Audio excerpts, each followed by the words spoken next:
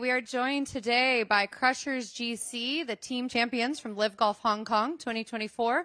We are joined by our captain, Bryson DeChambeau, Anirban Lahiri, and Charles Howell III. Welcome back, guys. Thank you. So the golf participation in Asia right now is up 27% year over year. All of you guys recently went to India to play. Can you guys talk about the importance of traveling around the world and playing new markets to this golf boom in Asia? And I'll actually start with you, Bon. Yeah, I mean, since COVID, I think globally, but also in Asia, you've seen that big boom in golf in numbers and volumes. But I think there's been a massive uptick in the younger population playing golf as well, the junior golfers and even the younger amateur golfers.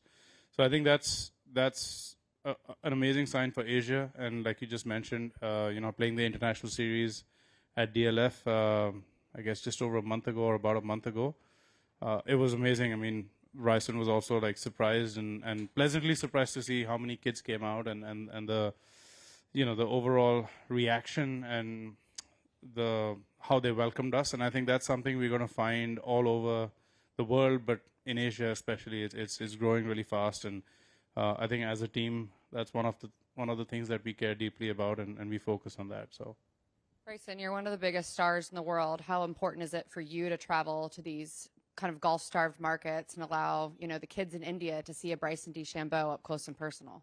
Yeah, it was so much fun going to India, first off. People are fantastic. The golf course was great. As it relates to coming to Hong Kong as well, last year, I was pleasantly surprised. Everywhere we've been, it's been a warm welcome. And I think this game needs the growth globally. It's growing globally, but it needs to be shown globally as well. That's a part of why I think we all joined. It's a part of why I love leading this team and helping this team be one of the global teams. And we're going to continue to not only explore those options, but do our best around the globe to change people's lives. And I think that's what we're trying to accomplish, what we are accomplishing, and what will continue to happen for the game of golf over the course of time. So we're excited, yeah. And Charles, can you just speak a little bit about your experience in India and then the APAC region overall playing golf here? Okay, I didn't play in India for. Okay, well then your experience playing in Hong Kong and the APAC region overall. No, so we first had a bit of experience going to play in Asia on the PGA Tour with some events throughout, and that was my first taste of it. Had no idea how massive golf was in Asia. Returning here last year to Hong Kong for LIV, obviously back this year, Singapore, etc. It's incredible. I mean, one of the, LIV being a global-based product is awesome. And not only selfishly do we get to see the world and play many different golf courses with different types of fans, but exposing the game worldwide. I mean, seeing Bryson DeChambeau and Brooks Koepka and all these stars to come play these places is incredible. So obviously we love being here, but at the same time, if it does grow the game of golf at all, then it's a win for everyone. Obviously, we just talked about you guys won the championship in Hong Kong last year. Bryson, both you and Charles finished in the top 10. I wouldn't assume that this course would be one that would suit your game, but can you guys just talk about the Crushers' affinity for Hong Kong Golf Club and how you guys are going to fare this year? Start with you, Bryson. Yeah, I think it's a strategic golf course. I've picked 3 other individuals that are strategic in their own right, very consistent. I think that's what makes our team so great, is that we are able to be consistent, relevant. No matter if somebody has a bad day, they're not going to go crazy high. I think we're all in it to win it as well. We deeply care about being the best, and I think that only spurs us on to any test of golf that we have. But mainly at golf courses like this, where you wouldn't think that I'd play solid around here, but I did last year because I was very thoughtful, strategic, and moseyed my way around. It's the same thing as in India. You wouldn't think I'd do well in India at DLF. It's a very tight golf course.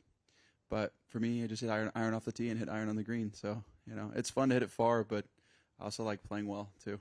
So. Charles, you played great here last year. Talk about your experience at Hong Kong Golf Club. Well, first off, let's reiterate, Bryson is a thoughtful guy, right? So he's thoughtful on the course, off the course. I love the golf course the first time I came and played it. It's all different kinds of holes on it. It's got some kind of like open holes, and it's got some holes back in the trees up like 8, 9 area. it requires really everything of your game. You've got to shape it both ways. Bit of moisture out there, a bit of rain makes it a little bit tricky controlling the spin and whatnot. But yeah, it's one cool thing on LIV. We play so many different types of golf courses. This is one of the shorter ones where you've got to think your way around. And whoever wins at the end of the week has hit every shot in the bag and every club in the bag, I promise. Well, and I read a fun fact in our tournament notes, shout out to Mike, wherever he is, that all 18 of your wins have come from Asia. Is that accurate fact? Yeah, I'd love to make it 19. Well, that's what I was going to ask you. How are you feeling? I mean, coming back to Hong Kong Golf Club, I played here. The first time I played here was 2008 on the Asian Tour, and I've come here so many times, over the last decade and a half. It's been one of those courses which I think, it stands the test of time. It's one of the few original layouts that remain. I have my short game coach here, James Seekman, and he played this golf course in 1991 on the Asian Tour. And he said, yeah, it's the same tee shot on 1, that's the same tee shot on 18. And if you actually look at the history of the Hong Kong Open, which is, a very prestigious event, one of the great national opens in Asia, depending on the conditions, it's not always easy to shoot 15, 20 under par, which you would think would happen on a short course. Now, we're playing this on a wet week. We played it in soft conditions last year as well, so you're probably going to see a lot of birdies. But I've seen this golf course play really tough for how short it is. And like Bryson said, it all comes down to course management, managing your golf ball, and I think that's what I do best. That's my biggest strength, is managing the golf course, managing my golf ball, and getting around golf courses. So I really love being here. I love tracks that are set up like this, and I feel like I've got off to a good, consistent start. I'd just like to keep that momentum going and just throw my hat in the mix on Sunday and see what happens. Seems like Asia's your good luck charm, so I think you got a good shot. Yeah, I mean, it is home for me, let's be honest. So yeah, every time I'm in Asia, I love it. I love the people here, the food here. The hospitality is amazing. The vibe's amazing. Yeah, I mean, why not? To shift gears a little bit, Bryson, when we left Adelaide on that Sunday, we announced an extension to 2031 to be going back to Adelaide. So you're a very forward-thinking guy. I wanted to get your thoughts on where you see LIV Golf 6 years from now. I continue to see LIV Golf growing. It's going to grow at an exponentiating pace for years to come, and we aren't going anywhere. Love it. And last one from me, the Masters are coming up very quickly. Can you just talk a little bit about your Masters prep and how that's going and how you're feeling heading into first major of the year? Yeah. I'm excited. I'm ready. You're ready. You heard it here first, guys. Okay, we're going to... I feel like I'm ready, at least. I think, I've made some switches with the golf ball, and this week we're trying it out, and it's been pretty solid so far, so we'll see how that works. But I'm just comfortable. I'm excited. It really is what it comes down to. However the cards play out, they'll play out, but I am genuinely excited for this year. Have you had a chance to go to Augusta? Yeah, I went there on the 6th of January, so I had a little practice round. I might get one more in before Miami, but we'll see. Excellent. We're going to open it up to media. We'll do questions in English first, and then we'll switch to Chinese. Mike, English or Chinese? I'll go with English. Okay. So kind of going back to the length thing, Bryson, so when you won at Canterbury in 2016, your first pro win. My gosh. Yeah. That was a course that was just under 7,000 yards. And then your next 12 wins, I think the average length was 73.60. Yeah. So would you say your game has evolved to the point where you're as comfortable on a shorter course now as much as a longer course? Yeah, I feel like when I gained all that speed, I had to learn how to manage that. And it's taken me a while to get back to hitting it somewhat straight with that speed. Was able to play pretty well last year. And then coming into this year, I feel like it's a little bit better too. Playing at DLF, played well, finished second. Australia, still played pretty well, was leading after the second round of like 11 holes, but didn't finish off the way I wanted to. And then in Riyadh, it was a shorter golf course and played pretty well. So I feel like in order to play well for me, I've just got to get my wedges more dialed in. They aren't as dialed in as they need to be, and that's where I think I'll thrive on short courses when I get my wedges better. So I'm continually working on that. That's like my next goal, to get the wedges dialed. So what goes through your mind A lot. as you prep for a 6,700-yard course? It's mainly focusing on 10 o'clock shots, wedges, trying to get my irons as dialed in as possible. And putting pretty well. That's every week. But where the low-hanging fruit is my wedges. Bon, Charles, have you seen Bryson's game evolve, that shorter courses aren't much of a factor for him now in terms of like maybe throwing off his game? Well, he's got the 100-yard shot down, as everyone found out. So, but no, I think going back to what he mentioned about DLF, a lot of people before the event told me, "Have you told Bryson what the golf course is like?" And I'm like, "No, I haven't," because it's very similar, if not quite a bit like Mayakoba, where we used to play, which is like really tight, short. DLF's long, but it's short. But if you go offline, you're reloading, and I think from where Bryson was 3 years ago with his body and his game to where he's gotten now, I think he'd love to go back to Mayakoba and have some revenge because he's hitting it so much better. So yeah, to see his game evolve, more than his game, just make better decisions on the course. And off the course. Wow, that's outside of the press conference. That's a different. I'm just saying. That's a different conversation. I'm more focused. I mean, it's gotten so much better. I mean, the one thing that I was thinking of when Bryson was answering the same question to you is that he's gotten more mature on the golf course, off the golf course, and in general. So, and I think that's showing in how he's approaching some of the more strategic courses. You're not trying to overpower every golf course, and he knows that's his strength. But he also knows that putting's a strength. He also knows that iron play is a strength. So it's nice to see a more balanced Bryson DeChambeau on the golf course. Charles? Yeah, I mean, I think two aspects of Bryson's game that are incredibly underrated is how straight he drives it for how far he does. Yeah, I think that's anybody that plays with Bryson or sees him, they're surprised at that, number one. And number two is he's become a phenomenal putter. I remember when Bryson first came on the PGA Tour and we were friends, and we have think about Sames, similarly, and he'll tell you he wasn't a great putter. He didn't enjoy it. I was one of the worst. And so he's actually made himself from one of the worst to, I mean, in my opinion, arguably the best. And if not the best, he's in a conversation of three. So I think those are the two aspects, and it doesn't matter what golf course he goes to, that those two things serve him well, all of them. Appreciate it. How have your guys' games improved over the past year, couple years? You're a journalist now? What? Yeah. Bryson, you're actually supposed to tell them how you've seen their games evolve. I think Or flip-flop. I think my golf swing's gotten better. I think I drive it better. Well, I want to hear from them. I got to re-sign them, So Exactly. Here. Yeah, we like our captain. We get along. See, that's what I'm talking about. Speak for yourself. Speak for yourself. No. This is about. Makes great. Don't speak for me. Off the course. Great.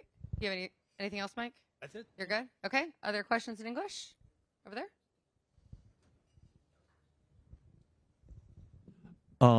This is a question for three of you. Under the new team competition format, what I personally see is I find like the strong team goes stronger, and this is privilege for the strong team.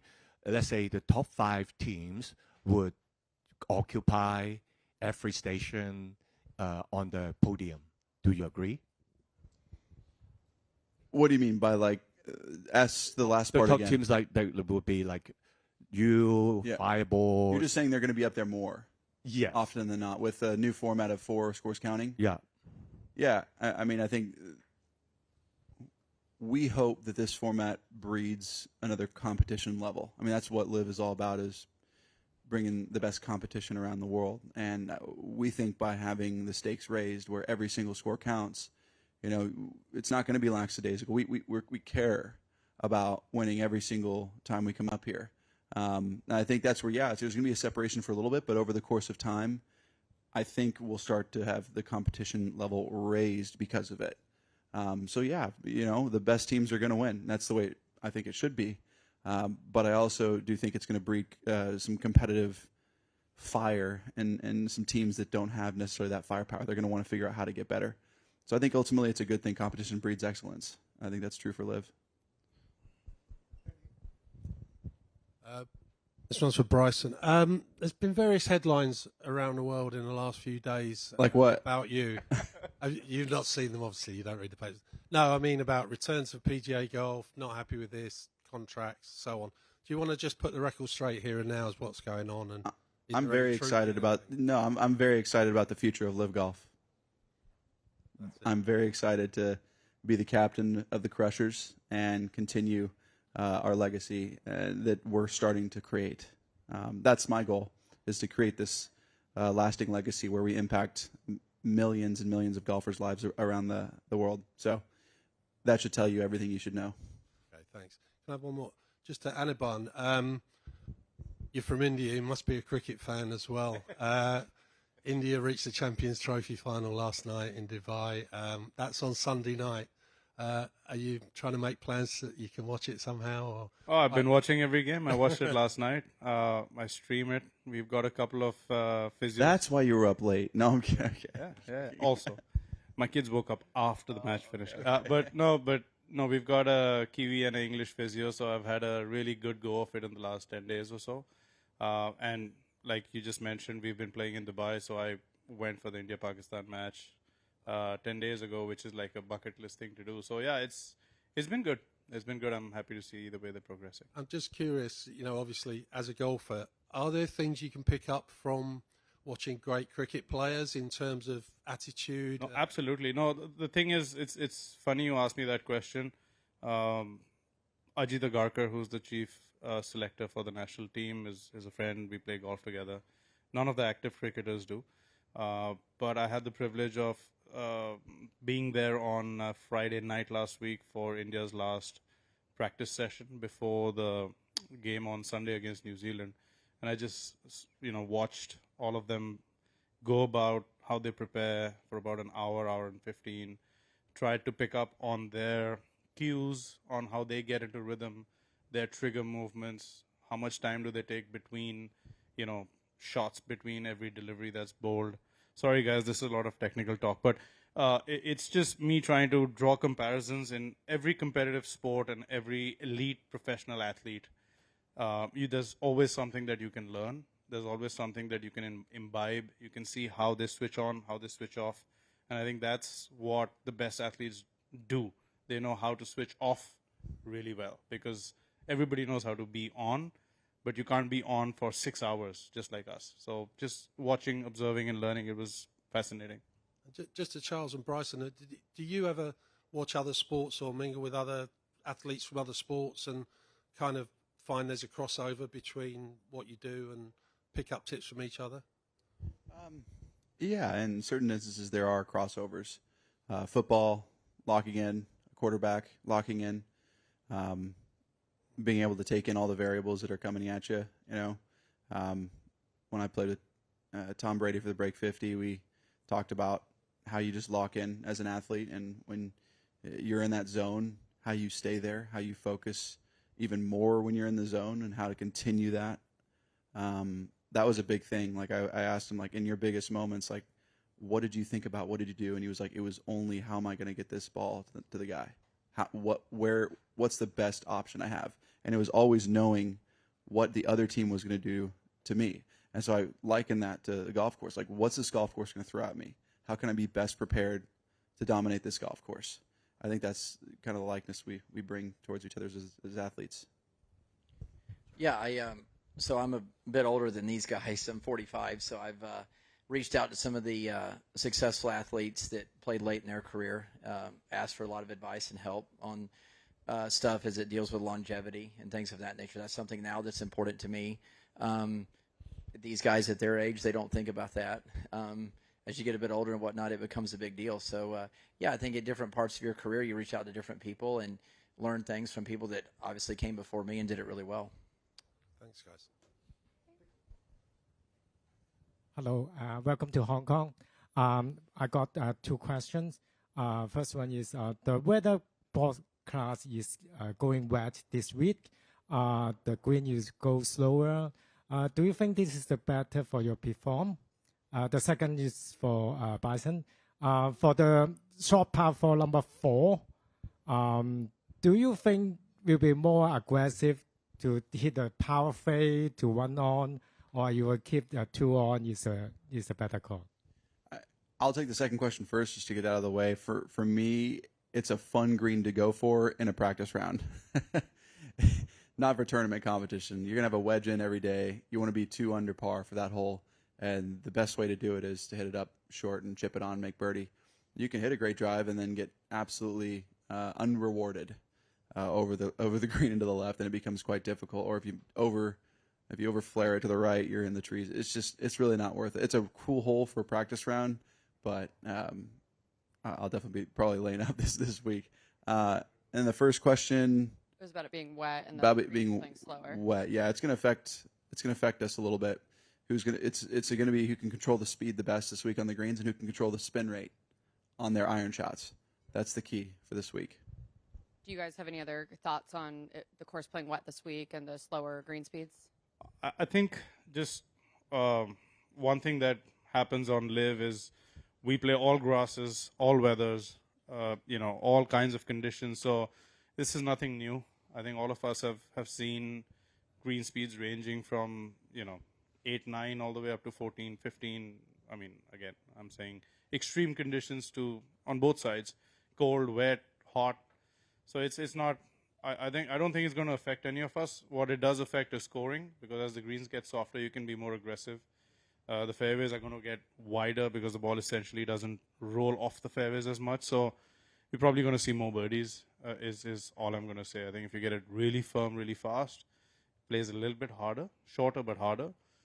Longer is not necessarily harder for us, not on a course like this. It's probably going to make it easier. Anything to add, Charles? Yeah, I think there's another thing not talked about, the zoysia fairways here, or pass palm, whatever you want to call it. When they get wet, the ball tends to launch a little bit higher off these fairways, so there's definitely controlling spin rate on it. The green speeds, there's enough slope in the greens where you have to pay attention to them as well, even though they can be a bit soft and a bit slower. So it's every day's a bit different. I mean, it looks like it's going to dry out on the weekend a bit, so temperature's a bit warmer and no rain. So I'm sure it'll change quite a bit from Friday to Sunday afternoon. Go ahead.